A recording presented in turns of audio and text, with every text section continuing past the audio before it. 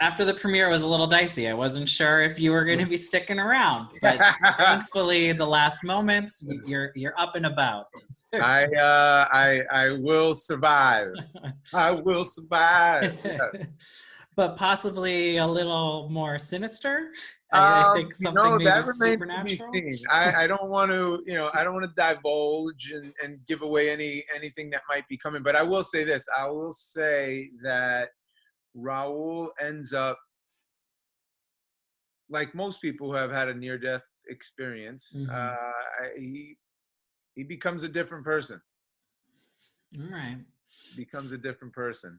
I would like to think further evolved, but that I guess that's up to the people watching. And now going into this show, I mean, it's a period piece set in the 30s. It's set against this backdrop with all the Chicano folklore. How familiar were you with everything going into it? Did you do a deep dive on your own beforehand? Big time. Yeah. I fell in love with the time period. That's sort of the era of my grandparents, and I just got into it. I got into the history. I got into the music of the time period.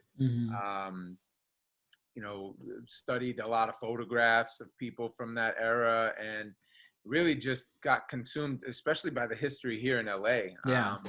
But I think the things that really touched me in terms of the story were the fact that this is 92 years ago, and so much of what we're going through today, before the pandemic hit, was about who's a citizen and who belongs here and who doesn't. And here we are in this story 92 years ago, people who were legitimately American citizens. I mean, the people in my family are legitimately American citizens in the story. As well as in real life, but in the story, and yet not treated with the same amount of respect or consideration that you would think is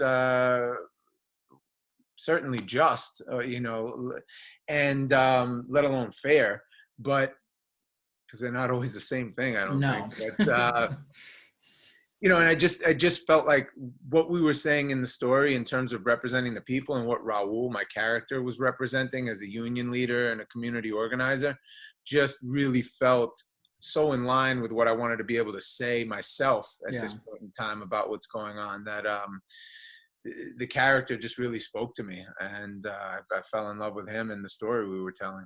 I would say it's definitely one of those, like, the more things change, the more they stay the same. That's the thing, it's really about, it's not even about judging people for feeling this way. It's really trying to get people to empathize enough to understand that every single person in this country, unless you're Native American, has been through some version of this struggle. Any immigrant population that has arrived on these shores has had a struggle to overcome, and yet that first generation, and sometimes even the second generation, is still struggling to establish themselves as American citizens who should be treated as such. And I just felt like it was a really important story that a lot of people can relate to, and what I'm hoping is that people watch it and learn something from it. And with any story that we're going to tell, that hopefully we help people grow and evolve from it. I've been doing like Wikipedia deep dives after watching the episodes too, just to be like, how much of this actually happened? And quite a bit. I mean, quite a bit of it is very true. I mean, basically what was going on in terms of the displacement of all the families that were in the way of the freeway being built. It was 20 years later, just about. And the same thing happened with a much more well-known story, the Chavez Ravine, where Dodger Stadium ended up being built. Again, huge amounts of people displaced, completely moved from their homes, jobs, things just completely bulldozed, and in order to do something that was considered progressive at the time, and build a stadium or build a freeway. And look, and there's somewhere in the middle where those things do have to happen.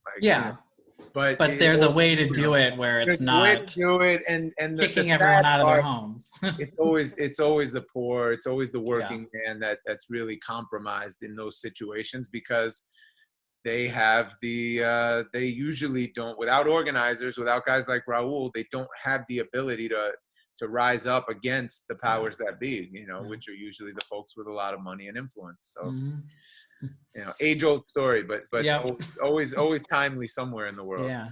And now for you, can you just talk about, I guess, the scope of the show? I mean, coming from a lot of network TV and then going into the Showtime world, where I'm sure that the sets cost, like everything is so meticulous and detailed. And yeah, I mean, the level of production on this show was mind-blowing. It was a dream come true. I mean, to walk on the sets and see the set pieces that had been created, the props we were using, the costumes we were wearing, they all rose to the level really with which the blueprint of the show was written. I mean, I think John Logan's he's just absolutely one of the most brilliant writers doing it right now in any genre, whether it's stage, television, film. John is really a tremendous talent, and everybody hired to participate in telling this story rose to that level and delivered in a way that was just phenomenal. I mean, I can't tell you how grateful I was to be on set. I mean, I would send notes to people in various departments thanking them for their talent and their commitment to delivering their best in the show, because as an actor, when you step on the stage and the books that are there in my room, or the watch that I'm wearing, or the shoes that I'm wearing, every last detail is so spot on that it just allows you to settle in and exist in that world in the most real way that I've ever had the opportunity to do. And obviously, Showtime ponied up the money to be able to do that. And then there's a long line of, people that have to follow suit and hire the right people. And those people that get hired have to give their heart to the job. And I got to say that really, really happened on this gig. And to be there was an absolute treat. I loved my years of working on network television. I had a great time entertaining people that way. And telling stories that were able to take people out of their daily lives and just sort of zone out for a little bit and have a little mystery who done it. And that was awesome. But this kind of storytelling is on another level. And this is the kind of storytelling that I've always aspired to be a part of. And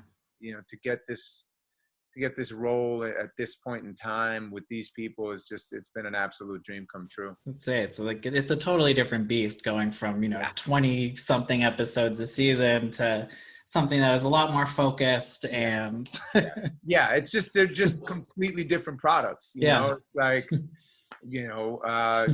absolutely very different things. I mean, both with the same intention to entertain, but you get a much different opportunity, with something like this. Like you said, we've got the same amount of time it takes us to do 22 or 24 episodes. We're only doing 10. There's a different level of expenditure to do those 10 episodes than there are to even do the 24 we might have done it for network. And there's just a different amount of time to put into the details. And as an artist, when you set out to work in this business, you aspire to do the big thing, the big show, the big production. And I've had a chance to do that now on both levels. Because I mean, look, CSI Miami, Criminal Minds, those are huge massive in terms of audience. And it's wonderful to be able to reach that many people. Then you get a chance to maybe tell a story on a smaller platform, but a much bigger story.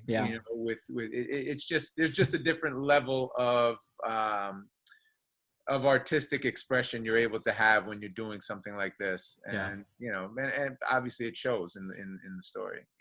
Thank you for chatting today. I love the original Penny Dreadful. I'm super into this new one. I love how different it is. Really glad you are, because there's been some talk of people that were expecting something different, and and I think that if people just give it a chance, especially people that were sort of married to what it was in its first iteration, I think that they will. I mean, look, it's John Logan. It's everything that he puts into his storytelling is present in this, and I think if people give it a chance, I don't think they'll be disappointed. LA Noir with a supernatural twist. I mean, you got me. Exactly. Awesome. Well, thank you. Can't wait to see the rest of the season, and stay safe. Enjoy. You stay safe, stay healthy, mind and body. Thank Good you. to talk to you. We'll do it again sometime. All right. See ya. Bye bye.